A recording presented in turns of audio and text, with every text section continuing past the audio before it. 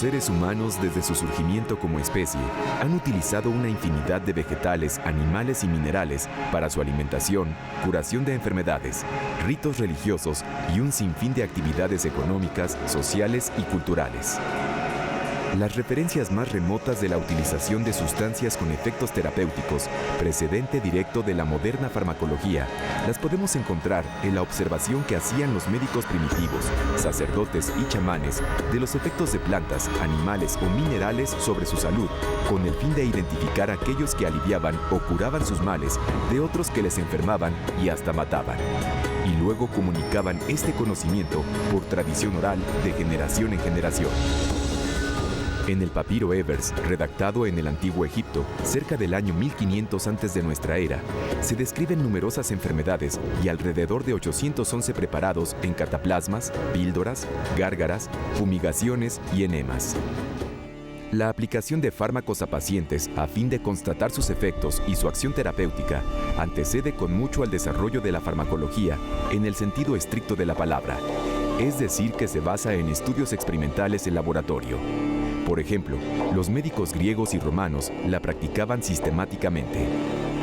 Resultado de ello son obras de gran relevancia como la Materia Médica de Dioscórides, el Método Medendi y los tratados sobre la utilización de medicamentos simples y compuestos de Galeno. En estas obras se basa la tradición conocida hasta la actualidad como farmacia galénica, única manera legitimada en Occidente para el uso racional de los fármacos hasta el siglo XIX. La farmacología como tal nace en la última década del siglo XVIII y va tomando cuerpo conforme se comienzan a estudiar metódicamente los efectos de los elementos medicinales sobre los seres humanos y los animales. Un ejemplo son las primeras transfusiones de sangre llevadas a cabo en 1666 por Richard Lower en Inglaterra y al año siguiente en Francia por Pierre Dionys, quienes transfundieron sangre de perro o de cordero a humanos con enfermedades mentales con características melancólicas en el primer caso y a los agitados en el segundo.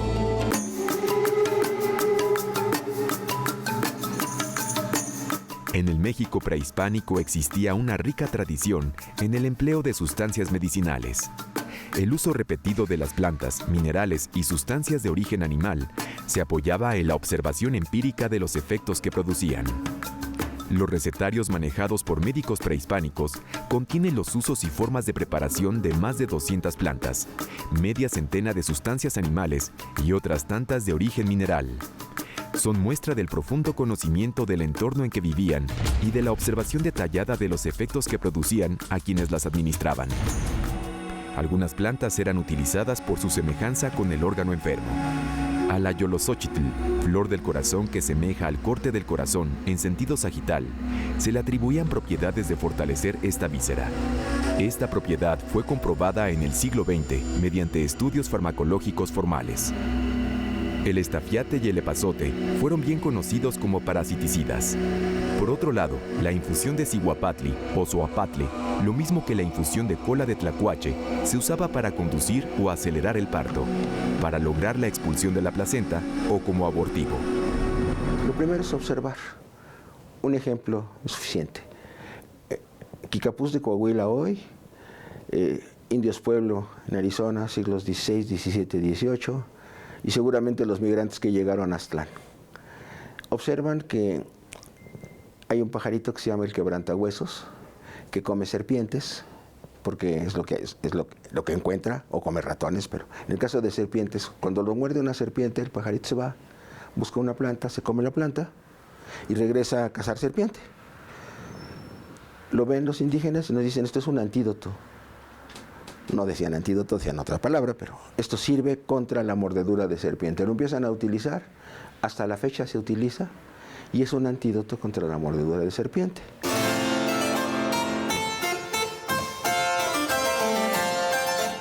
Uno de estos recetarios, redactado en 1552, es el Libellus de Medicinalibus Indorum Herbis, conocido como Códice de la Cruz Badiano.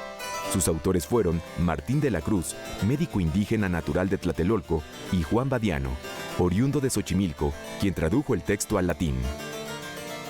A su llegada a las nuevas tierras, los españoles sintieron interés y en ocasiones rechazo por las plantas medicinales de la Nueva España. Sin embargo, su interés creció a medida que conocían empíricamente los efectos curativos de algunas de ellas. Esto sucedió a Nicolás Monardes, médico sevillano, quien tras negarse a reconocer la utilidad de fármacos que no hubiesen sido descritos por los autores clásicos, tuvo que reconocer los efectos purgantes de la raíz de Michoacán, las propiedades medicinales del tabaco y la virtud de la zarzaparrilla para tratar la sífilis. Fue Monardes quien obtuvo con Francisco de Mendoza, hijo del virrey de la Nueva España, un monopolio para su importación y distribución en Europa.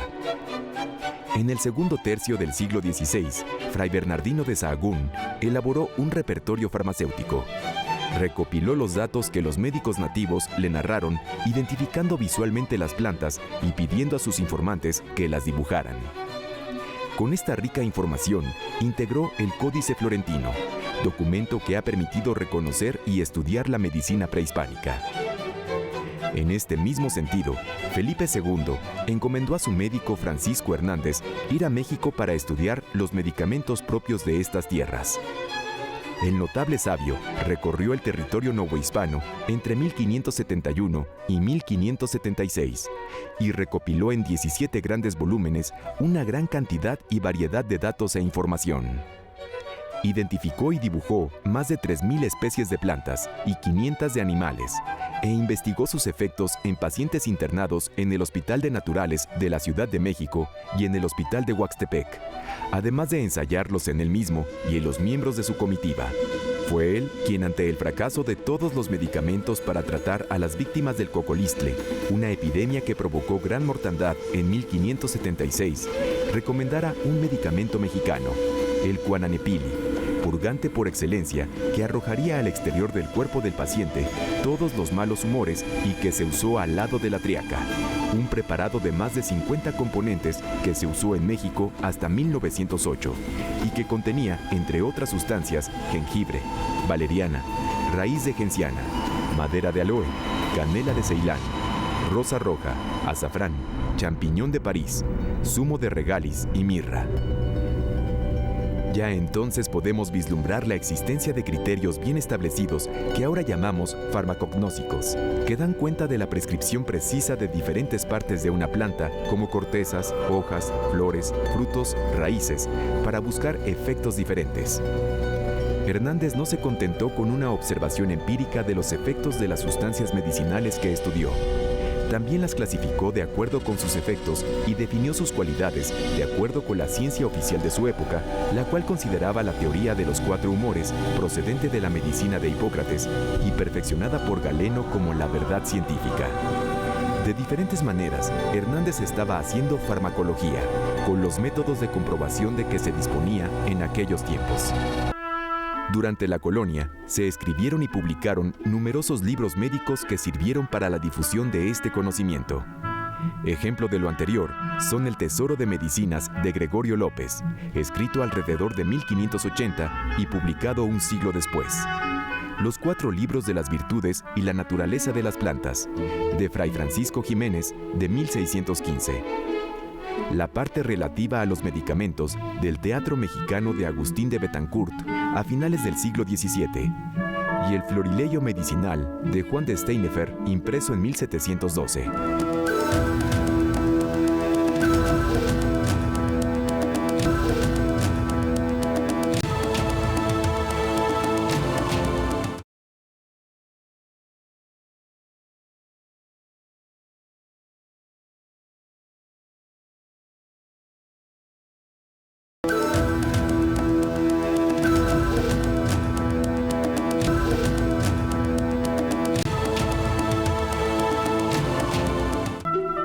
Ya a fines del siglo XVIII, continuó la búsqueda de nuevos elementos químicos. Por ejemplo, en 1777, Lavoisier descubrió el oxígeno. Algunos farmacéuticos y unos cuantos médicos emprendieron la tarea de trabajar en el aislamiento de esos principios activos. El resultado inmediato fue la separación de alcaloides a partir de plantas con reconocidos efectos sobre el organismo. El primer gran hallazgo en este sentido fue el aislamiento e identificación de la morfina, principal principio activo del opio, hecho por Sertune y Desrosnes de manera paralela entre 1803 y 1805. Y esto fue solo el inicio de una nueva era de avances y descubrimientos.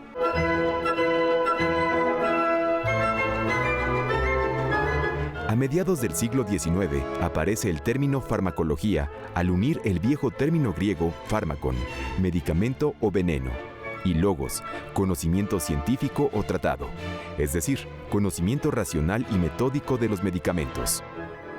La farmacología mexicana en sus modestos inicios siguió el modelo de los fisiólogos franceses, quienes unieron el estudio de las funciones con el de los fármacos utilizados en los diversos padecimientos para establecer una correlación entre ambos. Al crearse el establecimiento de ciencias médicas en 1833, en sustitución de la anticuada Facultad de Medicina de la Real y Pontificia Universidad de México, se establecieron las cátedras de Fisiología y de Materia Médica, las cuales quedaron a cargo de Manuel Carpio y José Vargas respectivamente. Carpio trajo a México las primicias del pensamiento fisiológico y con él el interés por encontrar nuevos medicamentos aplicables a las viejas enfermedades que iban siendo explicadas de nuevas y mejores maneras. Vargas era farmacéutico y se ocupaba de la formación de farmacéuticos y no de médicos. Una vez que ya se tenían estos principios fisiológicos, bueno, pues ya se empezaron a estudiar los fármacos experimentalmente. El primero que lo hizo, por ejemplo, fue Rudolf Burkheim. Lo que hizo fue fisiólogo, lo que hizo fue estudiar los extractos de algunas plantas y los efectos de los mismos en preparaciones experimentales. De tal manera que pues, se considera como el fundador de la farmacología. Manuel Carpio en 1836 fue quien primero llamó la atención en México sobre los efectos oxitóxicos del cornezuelo de centeno, cuando apenas 3 años atrás se hablaba en Francia de haber aislado en él un alcaloide, la ergotamina. Lo que se empleó en México y en Europa no fue el principio aislado, sino los extractos alcohólicos de la planta. Esto propició que se buscaran los métodos para aislar las partes activas de las sustancias, lo cual fue motivo de una seria presentación en la Academia de Medicina en 1837. Luis Hidalgo y Carpio y Francisco Río de la Loza realizaron interesantes estudios sobre los efectos purgantes de la planta de origen mexicano llamada pipitzáhuac, Perecia adnata, y aislaron su principio activo, el ácido pipitzoico. Para 1856 se publicaban sendos trabajos acerca de las acciones farmacológicas del cloroformo y los efectos del sulfato de quinina, sustancia aislada a partir de la corteza de la chinchona a fines de la década de los 20 del siglo XIX por Pelletan y Cavendish. A mediados de siglo se contaba ya con una farmacopea mexicana cuya primera edición data de 1846 y con un muy buen libro de texto, Las lecciones de farmacología de Leonardo Oliva, publicadas en Guadalajara en 1853. La farmacología contó con laboratorios experimentales formales hasta 1888, cuando se creó el Instituto Médico Nacional. 2 años después, contó con un presupuesto anual de 30,000 pesos, cifra muy grande si se toma en cuenta el poco apoyo que habitualmente se daba a la investigación científica y el valor adquisitivo de la moneda. La sección tercera del instituto, la de Fisiología Experimental, tenía por objeto la extracción de principios activos de las plantas medicinales mexicanas, mismas que proporcionaron el contenido de los 3 volúmenes de la Materia Médica Mexicana, publicados en 1894, 1898 y 1900.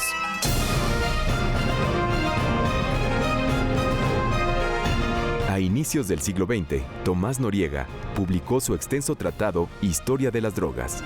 A partir de 1888, bajo la dirección de Fernando Altamirano, se llevó a cabo la exploración sistemática de las plantas identificadas en las formas farmacéuticas tradicionales. Se aislaron alcaloides, ácidos y aceites esenciales. Se procedió al estudio experimental en sus propios laboratorios y el estudio clínico en las salas del Hospital de San Andrés. A partir de 1905, se hicieron estudios de sustancias identificadas con acciones deseables en el pabellón 12 del nuevo Hospital General. Eduardo Armendáriz hizo investigación sobre el zapote blanco, Casimiroa edulis, planta considerada por tener efectos hipnóticos, conocida desde tiempos prehispánicos y de uso ampliamente extendido hasta la actualidad. Los extractos administrados en forma de infusión resultaron ser tan exitosos que con ellos se logró que pudieran dormir mujeres aquejadas por cánceres mamarios muy avanzados a las que el dolor les impedía conciliar el sueño. Años después, se constató que el zapote blanco no solo tenía efectos hipnóticos, sino también disminuía la tensión arterial, lo cual favorecía el que los pacientes pudiesen dormir. Lamentablemente, las labores del instituto se vieron interrumpidas por su inopinada clausura en 1917. Posteriormente se llevaron a cabo estudios de farmacología experimental publicados en los anales del Instituto de Biología de la UNAM, sucesor directo y heredero de los archivos y materiales del Instituto Médico Nacional. Destacan los de José de Lille, quien fue el primero en detectar los efectos hipotensores del zapote blanco, de los que existe un importante trabajo de Eliseo Ramírez, a quien se debe asimismo gran parte del conocimiento de la farmacodinamia de la eritrina americana. También en la UNAM, la farmacología ha sido cultivada en lo que es ahora el Instituto de Investigaciones Biomédicas y en el Departamento de Fisiología de la Facultad de Medicina, vigente hasta 1953, y del cual proviene el actual Departamento de Farmacología, cuyo primer jefe fue Francisco Fernández del Castillo. Uno de los más destacados profesores de farmacología en la entonces Escuela Nacional de Medicina fue el doctor Efraín Pardo Codina. Fungió como docente por largos años y realizó investigación en su modesto laboratorio en la UNAM, de donde surgieron personajes que se convertirían en figuras clave para el desarrollo de la farmacología experimental en nuestro país. Cabe mencionar entre ellos a Roberto Vargas Echeverría, Jorge Cato y Julián Villarreal. En 1956, Pardo y su grupo de colaboradores lograron sintetizar un nuevo producto farmacológico innovador, el EMOA, en un momento en que no más de 10 países en el mundo estaban trabajando a ese mismo nivel. Este trabajo es probablemente el primero que se realiza en México de la farmacocinética de síntesis. Fue también en México, en la primera mitad de los 50, donde se logró extraer cortisona a partir del barbasco, iniciando la era de los corticoides. Pronto le siguió la búsqueda y mejoramiento de derivados de ella con efectos antiinflamatorios, con acciones sobre los ciclos biológicos de la mujer que permitieron el desarrollo de los anticonceptivos orales, la píldora, que dio paso a una trascendental revolución sexual y cultural que cambió al mundo. En 1941, Russell E. Marker descubrió en un libro de botánica una planta cultivada en Veracruz, el barbasco, en donde se pueden extraer grandes cantidades de diosgenina para transformarla en progesterona, por lo que viaja a México y funda los laboratorios Syntex. Así la cortisona constituyó el núcleo alrededor del cual se construyó una fuerte empresa farmacéutica que permitió el desarrollo económico de varias comunidades de esa entidad. Con el patrocinio de una fuerte empresa farmacéutica norteamericana, en 1964, el doctor Efraín Pardo fundó en México el Instituto Miles de Terapéutica Experimental, dedicado a la experimentación farmacológica.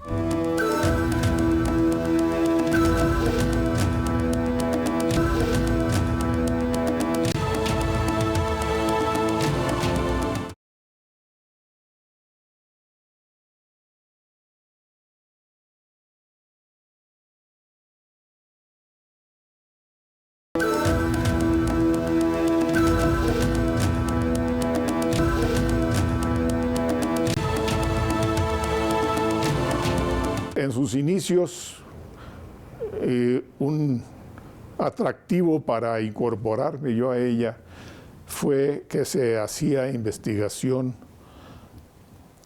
con sustancias nuevas, con la idea de desarrollar medicamentos aplicables a la clínica. La farmacología se ha ocupado desde entonces en estudiar aspectos muy puntuales del mecanismo de acción de los fármacos, de las acciones farmacológicas de diversos extractos de plantas. En 1978, este instituto cerró sus puertas y muchos de sus miembros se incorporaron al CINVESTAB, del Instituto Politécnico Nacional.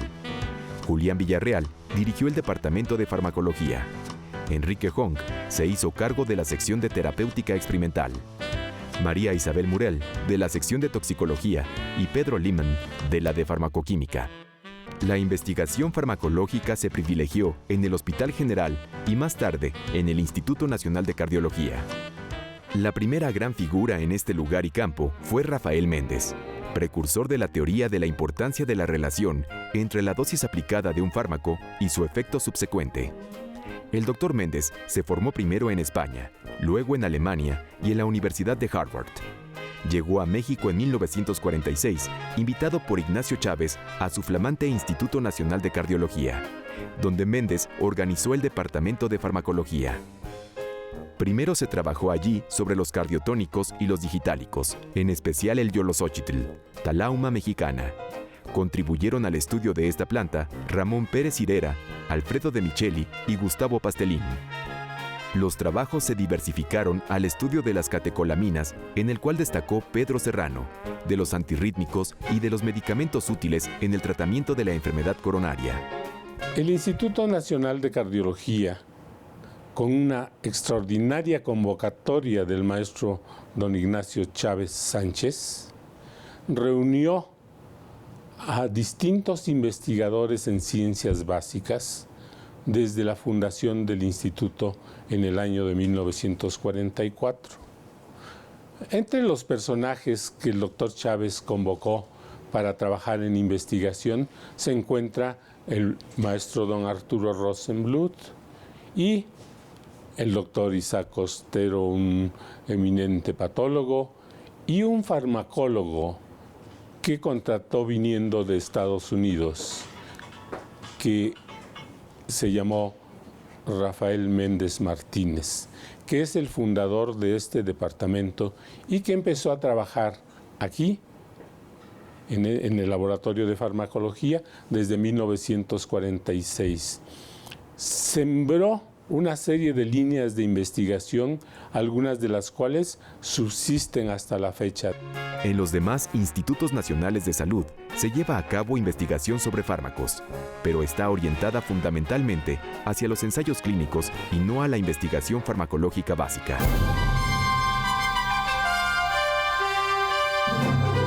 A mediados de los años 70 del siglo XX, se fundó el Instituto Mexicano para el Estudio de las Plantas Medicinales, IMEPLAN, dirigido por Javier Lozoya. En su laboratorio de farmacología, se puso especial énfasis en investigar las preparaciones tradicionales empleadas popularmente, a fin de validar científicamente las observaciones reportadas con base en estudios químicos actualizados y realizados en el propio instituto y en otros centros calificados del país. Posteriormente, el instituto fue incorporado al IMSS, donde con altas y bajas se han continuado los estudios emprendidos. La Facultad de Medicina de la UNAM ha favorecido e impulsado la investigación farmacológica. En sus laboratorios, cada vez mejor dotados, se han desarrollado proyectos de investigación farmacológica básica y clínica. Con el tiempo, ha aumentado su relación con instituciones públicas y de la industria farmacéutica, y se ha dado mayor atención a la investigación clínica. En los años 90 se estableció una unidad de farmacología de la Facultad de Medicina en el Hospital Español, con la intención de propiciar un mayor acercamiento a estudios clínicos.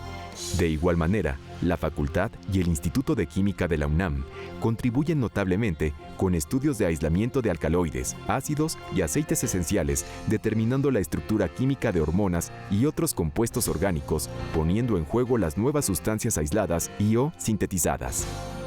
Como en el siglo XVI, las plantas siguen siendo elementos biológicos cuyo caudal de productos útiles en medicina está lejos de agotarse. Actualmente la farmacología ha alcanzado un alto nivel de madurez científica. Del aislamiento de principios activos se ha avanzado al estudio de la participación de estructuras complejas, la modificación de cadenas laterales, la introducción de variaciones en las moléculas de los medicamentos y el diseño de nuevos fármacos. Estamos en este laboratorio donde se estudian, por ejemplo, algunas sustancias que activan a los receptores nucleares del núcleo de las células, que se conocen como PPARs, unos receptores del núcleo que al ser activados transmiten señales nucleares al resto de la célula y al resto de los tejidos, que entre muchas otras acciones ejercen actividad cardioprotectora contra la falta de oxígeno, contra algunas agresiones ambientales de la célula, como cambios en el pH, como la acción de agentes que los perjudican en el medio ambiente celular. En la última década, se ha buscado que el diseño de ellos responda a los avances del conocimiento del genoma humano. La secuenciación del genoma humano abre las posibilidades de conocer las características de las respuestas individuales a diversos fármacos y de dirigir investigaciones en este mismo sentido. De ello surge una nueva disciplina, la farmacogenómica. La farmacogenómica representa probablemente el avance más reciente en la farmacología.